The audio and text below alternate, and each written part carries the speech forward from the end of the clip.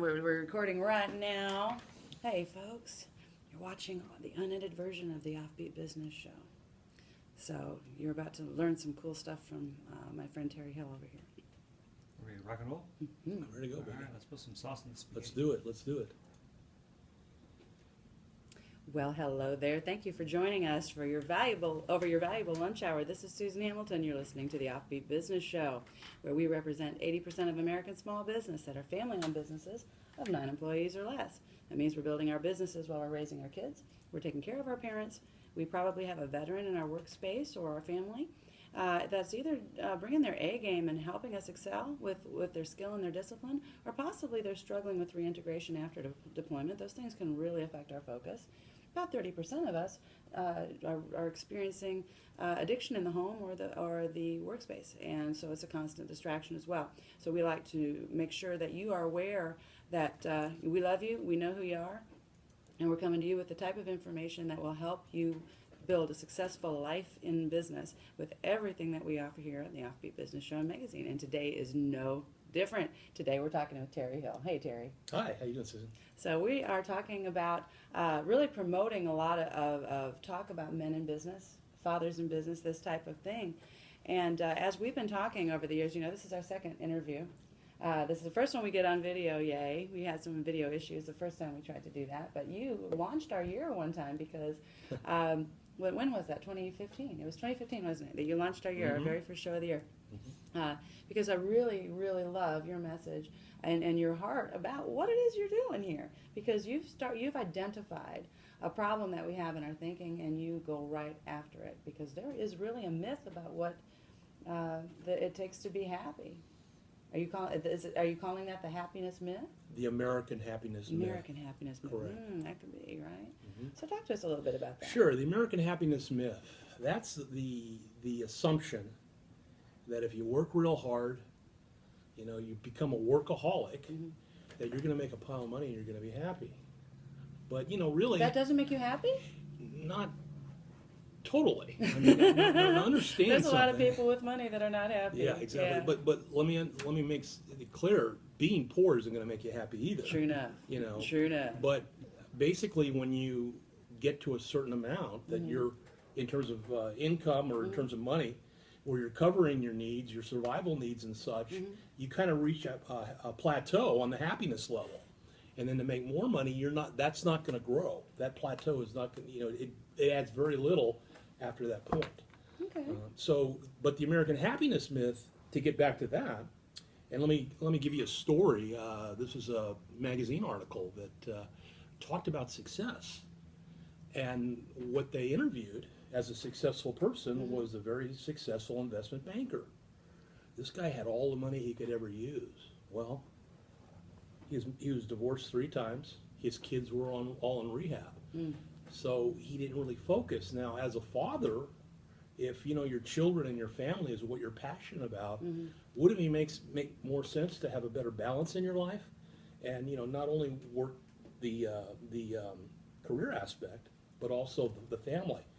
What I found in my industry, which is the financial planning and financial advisor industry, we would have folks that would just be workaholics and everything, and then some of the top coaches in the country came in.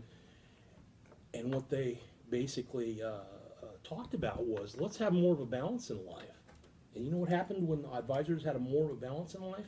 Their production shot out way more than what they were doing before. Isn't that crazy? It's How very it's interesting, yes. I call that addition by subtraction, and that's very much, and the way I see it, a part of God's economy, because we do get ourselves in this cycle. I think that's one of the biggest problems American business has today. Is A, we think we have to wear all the hats, and B, we're busy because there's a zillion distractions, and you know there's a million ways to be busy. So we seem to say that busy is right. Don't you find people saying things like, you know, how you doing? Wow, busy. Yep. Right? Almost like you wear it like a badge instead of recognizing Sure. that it really may Hectic. not mean and when I think of those things, I think of chaos. And I think, you know, how it, like you're saying, in that environment, it's really hard to remember the things that are rewarding.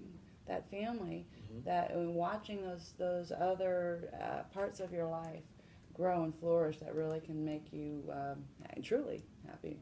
Yeah. So we forget about what we're passionate about, and we get caught up in a rut, and we think, making more money is the answer. Well, Susan, when you're trying to make more money, you never have enough. That's just the way it works. So that goal is I love that. That goal is Can't be the right goal. elusive. So It's deceptive too. Mm-hmm. It's interesting that you say that, because I'm at a spot in my life with my grandchildren. I've had two occasions over the last 12 months where one or the other was living with me for a period of time, and it happens while I'm going through some pretty large growth, and it's happening like everything happens all at once. But and sometimes I wonder, geez, could everything just slow down and take turns? Can we just all take turns in what gets my attention? But I don't think that's ever going to be that way. And if that's the case, if my life is always going to be a process of growth in the midst of, sometimes I call it my tornado. This actually was quite pleasant to get to be with the kids. They're just wonderful. I just adore my grandchildren. But it's what would my life be like? And that's what I have to ask myself. What would I really rather this time pass, and that dollar figure is there, and my relationship with my grandchild is not there, or if my grandchild feels like they are Sure. they're in the way or unappreciated, and that's a damaging thing. I don't ever want that to be. So Sure. I am one of those people that I'll stop. I'll stop what I'm doing to have a conversation, because I want that meaningful interaction with everybody. I hope that I can always do that. And one thing I always like to talk about too is people ask me, well, what is it that makes you happy? And one of the key things that I always focus on, and my favorite, is gratitude. Yeah. We forget, I didn't get that, I didn't close that big deal, or, about ready to be fired from my job, or whatever it may be, whatever, hurdles we have in our life, but we forget to be grateful for what we do have. Yeah. We live in the greatest country in the world. We do, don't we? We really do. We have America's wonderful amazing. families, we never stop and to be grateful for that. Very, very true. We do live in the greatest nation in the world. If we go through all of this busy chaos, and don't really recognize or take advantage of those more meaningful things in our life, there's a very big chance that we're not making financial arrangements in our own best interest. True. And chances are even less that we're making good financial Well, there's never decisions time. for There's them. never time Exactly. to do those kind of things. Planning is really, really important to, kind of get away from the focus on happiness. Planning is really important, and most folks don't take the time to plan. I mean, you got to have a game plan. Whether you're, you're opening a business, you need a business plan. You basically need a game plan to get where you want to go. And a lot of times, folks don't even know where they want to go. Well, that's very true, because that also takes time to stop and think, doesn't it? What do you want? What do makes you see? passionate? So you really need to define what it is that makes you passionate, and then put together a plan to get you there. And that's kind of what I do for my clients. So what do you see as one of the biggest mistakes that we're making out there when you think specifically of the business owners that you work for? Do you see anything common that maybe we're missing when it comes to how we could look at this aspect better? Well, I think business owners have a tendency to be entrepreneurs. And entrepreneurs, bless their hearts. I'm an entrepreneur, so I think... Tell me if this fits. We love to be doing the day-to-day things. We love to be growing the business. We love to, make concepts happen. But where do we lack? We lack in the planning. We lack in the organization. So one of the key things that I see is lack of a plan for a business. How many folks have a written business plan or just simple marketing plan? No, that's really what I see a lot Yeah. of is no marketing plan at all. Yeah. And while they may have a business plan, Yes. and not recognizing that you got to go back to that business plan over and over again. I imagine you see the same thing with financial investments. Oh, do absolutely. we have to go back and it's not just a set it and forget it deal, is it? No, absolutely not. So- Well, there's a couple of things. Number one, a business plan in itself has to be implemented. Right. Okay? There's the old saying, let's quit aiming the cannon and pull the trigger. So, you need help, and you may, I always recommend getting a coach, a business coach I agree. or a money coach or whoever, to help you through that and maybe help you if there's issues with implementation or, whatever may be holding you back. So, I see those issues a lot.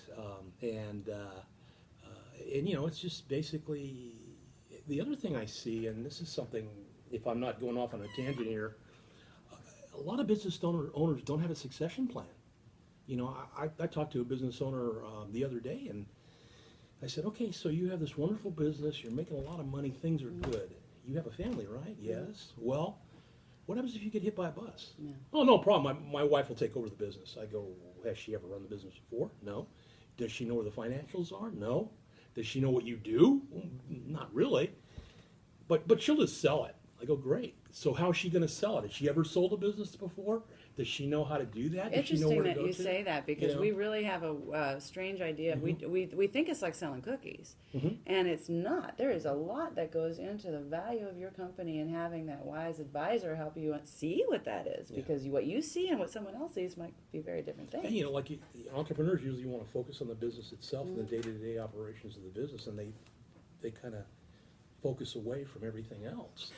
And that's really important to have a succession plan, and that's an easy thing to put off, though, because there's not an immediate urgent need. Now, is that something that you help people with? Oh, sure, absolutely. Wonderful, Yeah. wonderful. That's good. So, Yeah. what are we missing with that?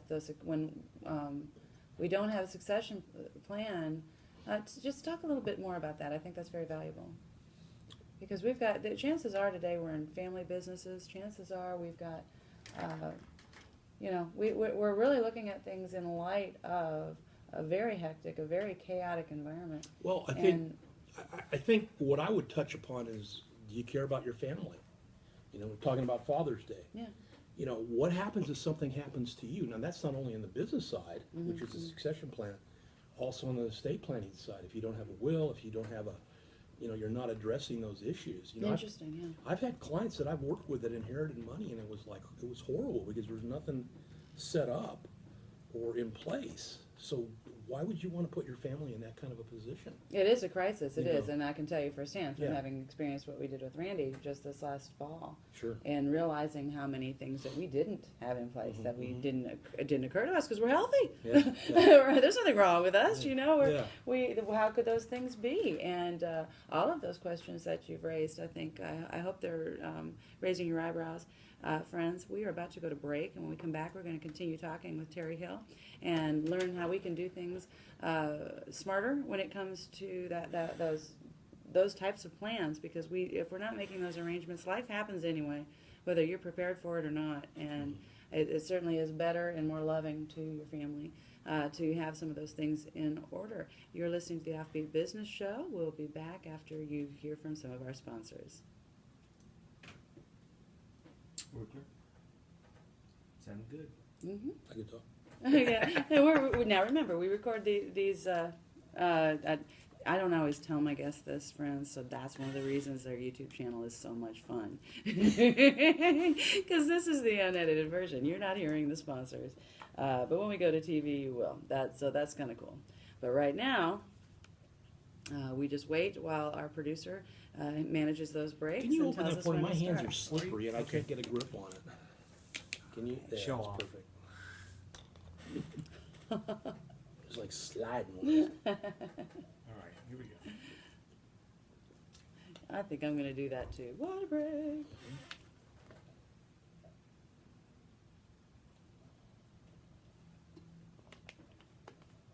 Okay, we're set. All right, dude. And we're back. You're listening to the OffBeat Business Show. Thank you so much for tuning in over your valuable lunch hour. I'm talking with Terry Hill today, and we're talking about planning in our business that we really aren't taking enough advantage of. The resources that we have, and part of it, friends, I understand you.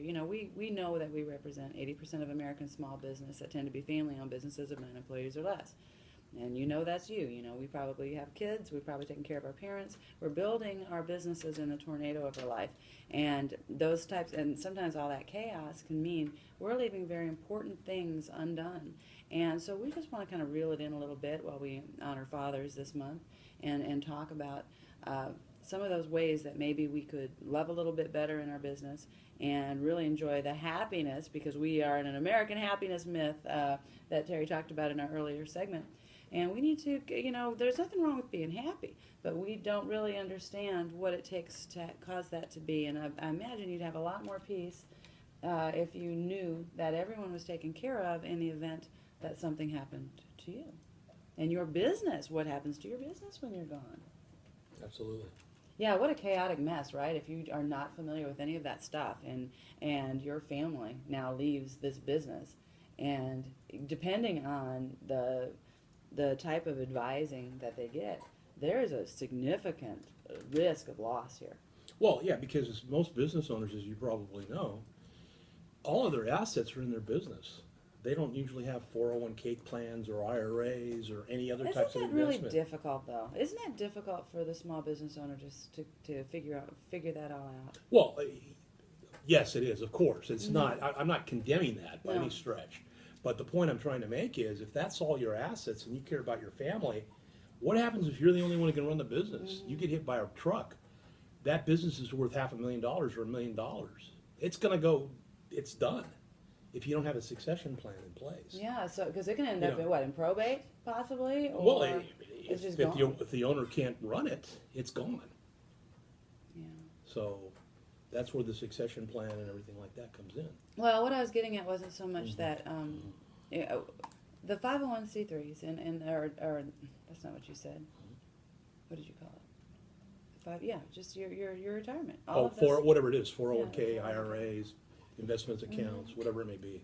well, all of those things. Tell me how much time does it take looking at that to make good sense in that area? And there are ways that people can do it by themselves online, but I personally don't know that that's something that I would want to do. I can tell you it's what not we my do. Area. I can tell you Help what us understand what you do. Sure. how you What we can- do is we put together the team for the business owners, and that team should consist of a financial advisor. I think you know one pretty well, don't you? An attorney and a CPA. You're And all of that. No. I bring in the experts. Yeah, me too. I'm the quarterback though of the team. So Me too. you know, 5 me. Here we go. There you go. Yes. So we put that together, and but the first meeting is the planning meeting. So we want to put the plan together, the estate plan, and we want that plan ready so that when the client's ready to talk to the attorney, because the attorney will write it up, perhaps a buy-sell agreement or something along those lines, then they'll be ready to do that. So that's basically how the process works. I like that. You've And- got them yeah. all together there, and it's not just that's very cool to know about you. Yeah. So, and the purpose of the attorney is just to make sure everything is legal right then. You're not sitting around waiting. They for that. draw up the papers. So if you're doing a buy-sell agreement, for example, let me give you an example of a client. He had a business. He wanted to take care of his family. His business was worth, say, $600,000 roughly. He had a business partner that owned 10% of the business. Well, he wanted to set that up so his family was taken care of, and that he wanted the business partner to get the business if something was to happen to him. So basically what we did was we drew up a buy-sell agreement between him and his business partner, and we put together an insurance policy that the company owned, so that if anything happened to the client, the business owner, that buy-sell or the money of the insurance policy, the death benefit of the insurance policy, would go to the employee. But the buy-sell agreement, and it was a $600,000 policy. But the buy-sell agreement said that $600,000 had to go to the business owner's wife to pay for the business, because that employee was going to buy the business. So essentially what happened was that allowed the employee to have the cash enough to buy the business, and it went to the wife. So that's kind of how that was all set up. I didn't follow just the very last bit of what you said. So the Right. help me understand that relationship okay, between the- that. The employee was going to wanted the Sure. company. The employee Yeah. wants the company. Employee does not have the capital to buy the company. Correct. So there are twofold objectives. Number one, take care of the business owner's wife, and make it so the employee could buy the business. So what we're going to do is set up an insurance policy with a death benefit that was worth $600,000. So if the employer got hit by a bus, that insurance death benefit would go to the employee. Okay, well, that's $600,000 that's in the employee's pocket right now. Well, he could walk away or do whatever, and the wife wouldn't be taken care of. So we put together a buy-sell agreement that said, in a buy-sell agreement, that those proceeds of the insurance policy had to be turned over to the wife. In other words, the employee would sign the check, give it to the wife. So that's the purchase price, which the employee paid immediately, and the wife got the benefits. So that was the whole strategy. Very cool. That's very complex and detailed. They do get a little complex, yeah. Yes. They can be pretty complex. It takes time to put these together. Oh, I love to hear the So, stories, though, Terry, yeah. because that helps us see the Yeah. picture. Because we don't. We're not looking at the picture. Sure. We've got too many things going on, and we need to, especially because so many of these are family businesses. And so, have you ever been exposed to some of those weirder situations where there's a bunch of hands that want in on the company, and what do you do in the event of that? Well, that's we see that all the time. Yeah. And that's where the proper planning comes into play. Yeah, Because if you're doing the proper planning, then those issues are addressed. If you don't have that plan, then it is chaos. yeah, and then when you're gone, everybody gets together in a room, and it gets pretty wicked. I would say that just feels like quite an unpleasant thing. All of a sudden, you take this beautiful gift that it could be, and it becomes something that's really a burden and can probably divide families for a very, very long time. Absolutely. Yeah, that's unfortunate. So the financial planning and the succession are there any other things that we need to be thinking about when we're planning when it comes to money and these long-term matters? What are we not thinking about? Well, I think estate planning, what we talked about, is Estate number one thing probably. Also, the lack of a plan, just the lack of a plan totally. And, a lot of clients come in my office and they say, I just want to make a lot of money. Well, what does that mean? I mean, and when I ask, well, what is it that you want to do with I make you a pile of money, what do you want to do? They have kind of a glazed look on their face. So the planning part of it, unless you're just speculating and you want to gamble, but I don't gamble with my clients, and most of my clients don't want to gamble. Well, So a that's lot where of the people, plan comes in. Well, Yeah. if you don't mind me asking, Sure. or making this comment, there is that idea out there that financial investing is gambling. What would you say in response to that? Well, I think if you look at all the investments, a lot of folks, like you say, they think I can put all my money down here where it's real safe, or I can put all my money up here. If we're going on a scale, I don't have a chart to show you or anything, but I like to put all my money up here where it's really, really aggressive. And when they think of aggressive, they think of trading stocks, and when they think of safety, they think of CDs or something like that. Well, what a lot of folks I do, so clear me up. Yeah. well, a lot of folks don't understand is a lot of stop-off points in between. Okay. And we can explore those stop-off points in between and find out, essentially, we do a lot of risk analysis and find out what a client's risk tolerance is. And then we can blend together a portfolio to match that risk tolerance. So That's awesome. that's So the approach. now, if I've got employees, you can manage theirs as well. That you can put all this together for. Oh, absolutely. Yeah. Sure. So that's all part of what we're Sure. doing. In fact, if there's another application, if there's a business owner that is very, very successful, I'm thinking doctors, maybe lawyers, those kinds of folks that are making a lot of money and they've already maxed out their 401ks or they have tax issues, we can put together plans that will address that so that they can put more money away and such. So there are strategies like that out there too. You work right with payroll then? Could be, Yeah. depending on the business, sure. I think that's pretty handy. That's pretty neat. What do you want people to know about you, Terry? What do you want people to know? What's the one thing that if I'm a heck of a guy. well, yes, you are. But what would you like people to know? Because you really present well. I know you do some speaking, right? And Correct. are you still doing a lot of speaking? Oh yeah. Wonderful, wonderful. Anytime I Because we can. need to hear it, and you've Sure. got if you can draw those pictures, and so keep Terry in mind if you have got. If you start hearing questions like this in your circle of influence, and just recognize that sometimes it really just takes somebody spelling it out, Oh, yeah. willing to let us ask those crazy questions because Sure. we have them, and Sure. you just answer them and clear them up. But what would you like us to know about Terry Hill? Not necessarily Terry Hill and Associates, but what about you, the man? You've got all this stuff that you juggle in your life, and what don't we know? That was my secrets. Yeah. Give us a secret. Oh, I don't know. I'm just a normal guy. I mean, I don't. There's nothing magical about me at all. You've I got a mean- picture out there with a parrot on your shoulder. What's that? Well, I'm a diehard Jimmy Buffett fan, Oh, you and are I'm a member of the parrot. Lone Star Parrot Hit Club. So anything, the Awesome. islands, the ocean, I love that stuff. I'm a California boy at heart. That's where I'm originally from. Love the water. So we're going to the Jimmy Buffett meeting of the minds. That thousands of parrot heads. They call us parrot heads, by the way. Yeah. They converge on Key West at that time of year to have that celebration, and it's in November. So we're looking forward to that, to have some fun out there in Key West. Oh, that's a blast. Do you go to the one in Frisco?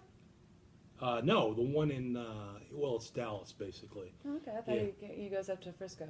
Yes, I They're have different not done it. chapters, Yeah, but we're the Dallas chapter. So. very cool. So you had said something earlier about doing you're reshaping some of the things that you're doing with Terry Hill and Associates according to the Blue Ocean strategy.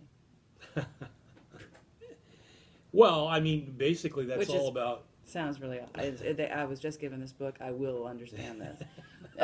So tell us a little bit about one of your key takeaways. Well, that you I like would say to about it implement. is, I mean, it's what the customer wants. What is it? What trying to help the customer basically. You can say, and basically it's like, well, let's define what group we really want to help, and then put together services and things that those clients really want to help, because that's or really want that we can help. A good example of that is Circus Olay. Okay. Circus Olay have you ever been to Circus Olay? I've seen them. They're I've seen awesome. them. No, I've seen video. I haven't seen them. You need to go. Yeah, It's awesome. There's a bunch more I need to do. Yeah, Yes, there Put that is. one on your bucket list. Okay. But Circus Olay, essentially what they did was they did research on the type, and they defined the type of group they wanted, and as opposed to Barnum and Bailey Circus, that was very, very successful up about to the early 70s. And they just didn't get the client base or anything. Well, what Circus Olay found, and they were, performers, ex-performers and such, was that what people wanted is they didn't want animal shows, and they wanted a show that was more like a Broadway play in format. So that's what they created for that group, and they targeted that group. I don't remember what the demographic was, but it was that group, and they've been wildly successful. So that's what we want to do. We want to help our clients. That's our main approach, and find out what it is that they need, what services they need, and provide those services. And that's what a blue ocean is. So, Very cool. I'm looking forward to reading this book. Yeah. I'm so excited. Yeah. It's been endorsed now by a couple different people and gifted to me, so I plan on taking advantage of that. So, friends, I hope you've enjoyed learning from Terry as much as I've enjoyed talking with him. Terry, how do they reach you? Because now you have, I know, convinced so many people that they need to talk to you and ask you those questions. And how do they reach you? well, first of all, it's really easy. My website is terrylhill.com. Just make sure you put my middle initial in there, L. Otherwise, you'll get a water park, which could be fun, but you're not going to get a hold of me. So terrylhill.com. All right. Got all the information you need. I can be reached at 972-966-2020. So think of 2020 vision when you're thinking about your finances, and you'll remember 972-966-2020. Great. I was going to have you repeat it, and you already did it. You rock this thing. Thank you so much, Terry. I appreciate Thank you, Susan. And friends, Pleasure. you'll get that information underneath this video and on Terry's podcast page. And remember, you can find all of this information, everything about Offbeat Media, our magazine, our radio show, our upcoming TV show, and how to get your print copy of our magazine coming up. Also, you can get our app. So all of this information comes to you very, very easily through all of your tablet and mobile devices at offbeatbusiness.com. And if you're interested in sponsoring the show, know that we keep all that information there too. Go check it out. So until next time, you've been listening to the Offbeat Business Show. Bye-bye. Say that part again. It dropped off. Uh-oh. Until next time. See, I get to do it again. Until next Take two. time. Until next time, this is Susan Hamilton, and you're listening to the Offbeat Business Show. Okay, Okay, we thank get you. it. All right. Terry, it's good having you here.